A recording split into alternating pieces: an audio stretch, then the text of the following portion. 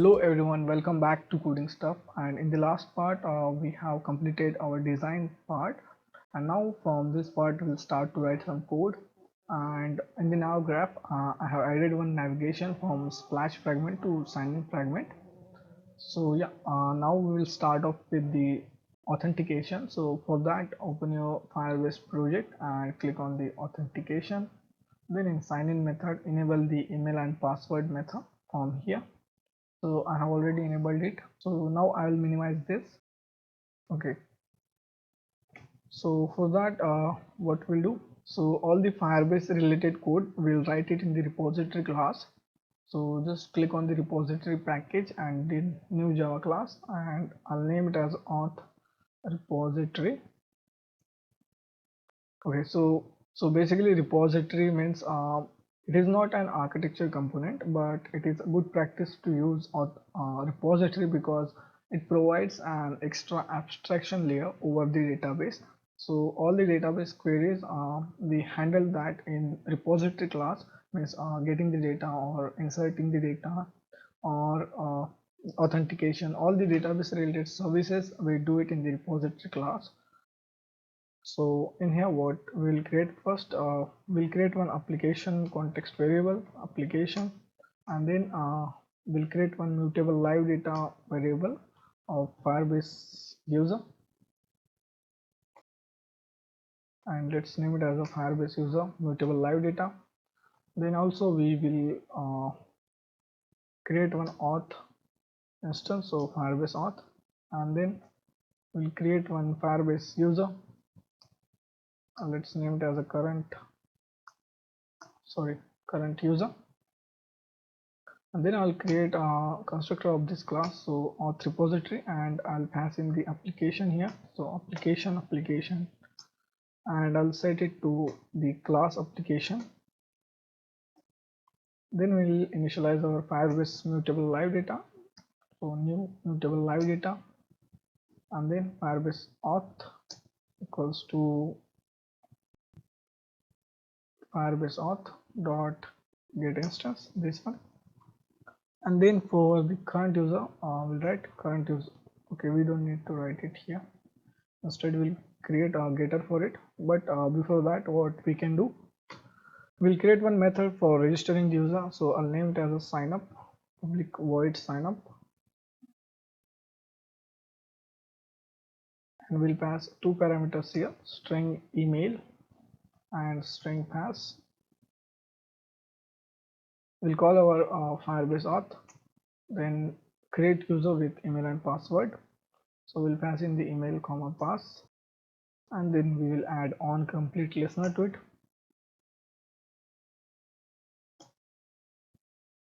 I'll put semicolon in here, and in here we'll check if the task is successful. So if the task is successful, then what we'll do, we'll use our Firebase mutable live data, and then we'll set the value to it. So the value will be auth Firebase auth dot get current user, and I need to delete this JetBrains annotation. So yeah, then we'll have one else part here. So in else we can display the toast as task dot get exception dot get message to identify the issue, and then we'll create another method for signing in. So sign in, and similarly we'll pass in the email and password over here as well. Then Firebase auth dot sign in with email and password, and here we'll need to pass email and password. Similarly, we'll add on complete listener to it, and then semicolon over here. Let's just delete this stuff. Again, here we'll check if task is successful. So if it is successful, then Firebase mutable live data dot post value, and we'll pass in the Firebase auth dot get current user. Else we'll display the toast as task dot get message get exception dot get message. And yeah, and lastly we'll create one method for signing out, and we don't need to pass anything here. So what we'll do, we'll use our Firebase auth dot sign out, and that's it. So yeah, now we need to create getters for our two variables. So click on generate getters for current Firebase user and Firebase mutable live data. So yeah, in here what we'll do, we'll use our Firebase auth dot get current user. Okay, so that's it for this repository class. Now we'll jump to view model and I'll create new Java class. Let's name it as auth view model, and this will extend to Android view model because it provides an application as a context in its constructor. So yeah, let me just delete the annotations. Okay, so view model is an architecture component and it is basically a middleman between our database and our views. So database or repository you can say. So our views doesn't directly communicate with the database. Instead, they call the methods of view model class for database operations. So this is how we provide an abstraction layer between our views and our database. So yeah, here we'll create one Firebase mutable live data. So mutable live data, and we'll pass in the Firebase user. Let's name it as Firebase user mutable live data, and then we'll create for Firebase user. Let's name it as a current user. Then we'll create instance of a repository class. So auth repository, let's name it as a repository. And then what we'll do, we'll first initialize our repository. So repository equals to new auth repository, and we'll pass in the context as application. Then our current user will be equals to repository dot get current user, and then our current user will be repository dot get Firebase mutable live data. Sorry, instead of current user we need to write Firebase mutable live data, and this will be happy. Then we'll create a methods for sign up and sign in. Similarly, we'll pass in the email and password here, and we'll just call the method of our repository class, that is sign up, and we'll pass in the email comma pass. Then for sign in,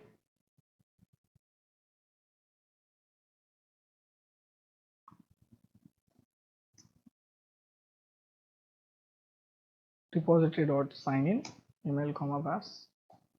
And then lastly for signing out, we don't need to pass anything here, just call the method of repository class, that is sign out. And yeah, then similarly we'll create getters for our two variables, so current user and Firebase user mutable live data. Click on OK, and yeah, so actually we don't need to use this variable. So yeah, it will be fine if we don't create the member variable for it. Later I'll explain this why we use the mutable live data and again we use this one. So yeah, let's visit our views first. First of all, we'll jump to our splash fragment. So yeah, in here first we'll create instance of our view model. So auth view model, let's write view model, and then we'll need one nav controller. Okay, and we will override on view created method, and in here we'll initialize our view model first. So view model equals to new view model provider, and here we need to pass this comma view model provider dot Android view model factory dot get instance. Let me continue from the next line. So inside the get instance, we'll write get activity dot get application, and at the last get we need to pass in the class name. So our class name is auth view model, and that's it. Dot class, sorry, and that's it. And now we need to delete this one, and also we need to delete this one, and then we will initialize our nav controller equals to navigation dot find nav controller, and here we'll need to pass the view. Then we will override one method, that is on create, the fragment lifecycle method. and again we need to delete this annotation. So yeah, so here we'll first create one handler. So handler equals to new handler to delete this splash screen, and then handler dot post delete new runnable, and here we need to put a semicolon, and here we need to pass the duration. So I'll set 4000 milliseconds. It means 4 seconds. Then what we'll do, we'll call our view, we'll check for if view model dot get current user. So we are using a get current user method here because splash screen doesn't have to do a lot of stuff. It will just check if the user is logged in or not. If the user is logged in, we'll send him to the list fragment, and if he is not logged in, we'll send him to sign in fragment. So that is the only stuff that we will be doing in splash fragment. That is why we are using get current user instead of the live data of Firebase user mutable live data. We'll be using that in the sign in fragment and sign up fragment. So we can just compare it with the null. So if it is not null, we'll use our nav controller dot navigate r.id dot action splash fragment to list fragment. Else means if user is not logged in, then nav controller dot navigate r.id dot splash fragment to sign in fragment. This one, okay. So yeah, this should work. Now what we'll do, we'll jump to our sign up fragment, and in here again we can just copy the stuff from here, like these two variables, and I'll paste it over here. We can copy the on create method as well. Let's just paste it over here, and also we will copy this stuff in on view created method. So yeah, just delete these annotations.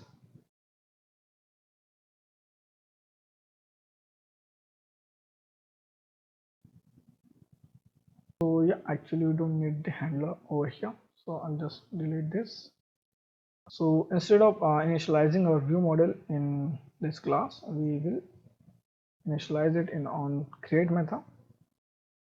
So yeah, then what we'll do, we'll first collect all the widgets that we have. So we have two edit text, one is edit email and one is edit pass.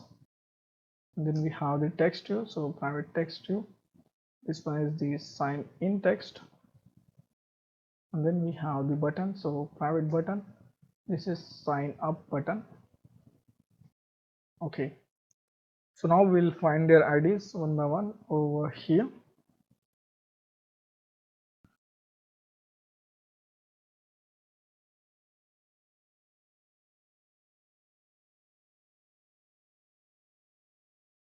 So yeah, now we'll just add on click listener to our sign in text. So set on click listener, new on click listener. Then we'll use our nav controller. So if he clicks on the, so if the user clicks on the, let me show you the sign up fragment. So if the user clicks on this text, he should be navigate to sign in fragment. So yeah, navigate r.id dot from sign up to sign in. That's fine. Now we will add on click listener to our sign up button. New on click listener, and first of all we'll collect the string email and password from our edit text dot get text dot to string, and then for the password as edit dot get text dot to string. We'll check if these fields are not empty. So if not equals email is empty and not equals pass is empty. So if this is the case, and if this is not the case, we will display the toast get context, and here we'll just write please enter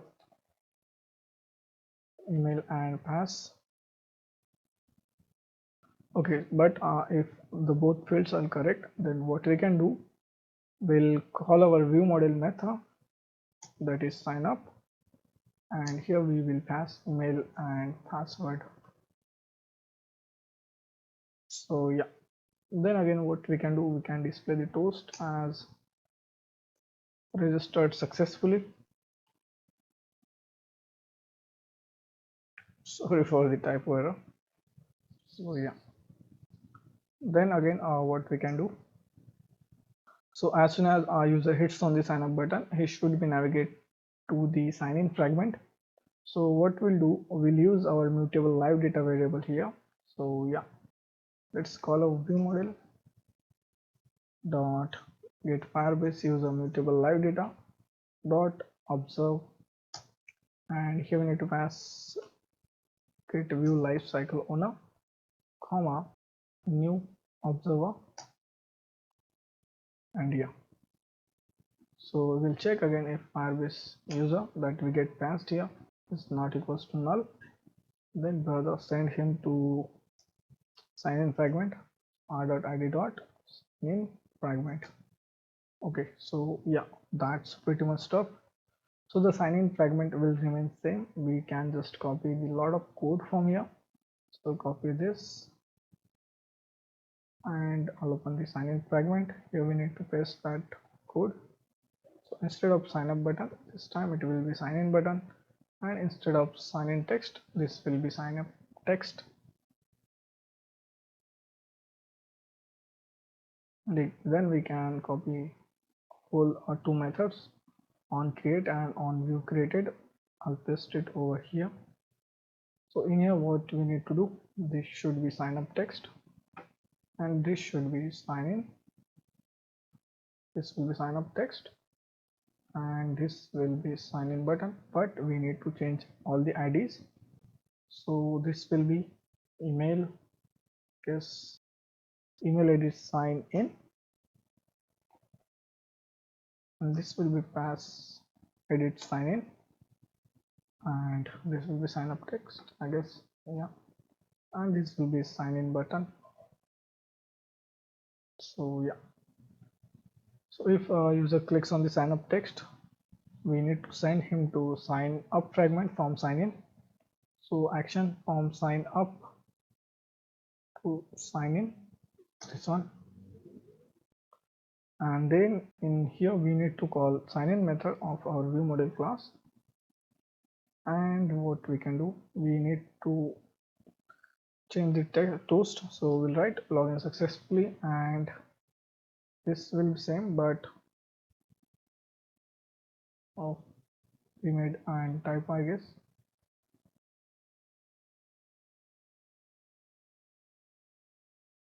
So if the sorry, we need to send from sign action sign up to sign in fragment. Yeah, now it's cool. And then in here, so if user is there, we'll send him to list fragment from sign in fragment. So sign in to list, and yeah, that's pretty much stuff. So if you don't find these IDs as a suggestion, what you need to do, just go to your navigation, means open your nav graph and add the navigation. It's so simple, just drag the arrow to the fragment that you want to go, and if it still doesn't work, just click on the build and rebuild your project. It should work then. So yeah, that's pretty much stuff. Now we'll just check if the app is working or not. So I'll hit on the run button and I have connected my device. So yeah, let's see. So yeah, it is asking me to install.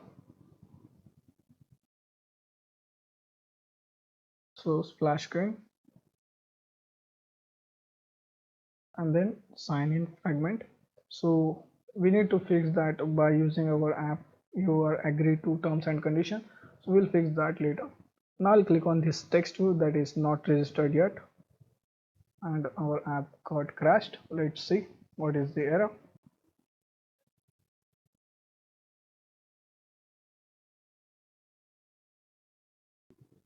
So it says cannot found the current destination, line number 52. So this one from sign up to sign in, it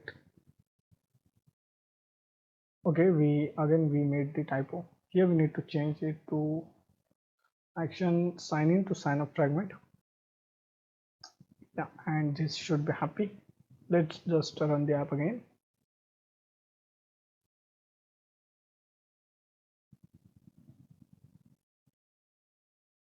So yeah, I'll click on the not registered yet.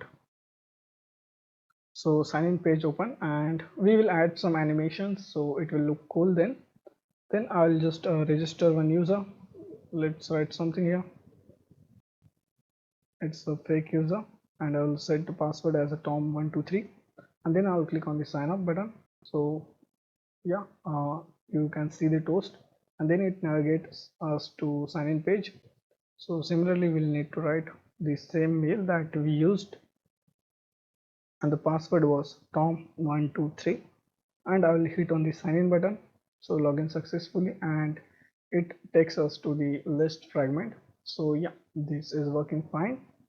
Now if I close the app and if I run the app again, it should redirect us to list fragment directly because user is signed in. So yeah, the authentication is working fine. So let me just stop the app. So yeah, that's it for this video. In the next part, we'll work with the list fragment, and we'll add some data to our Firebase database as well, and we'll try to fetch it. So yeah, stay tuned for the next part, and thank you for watching.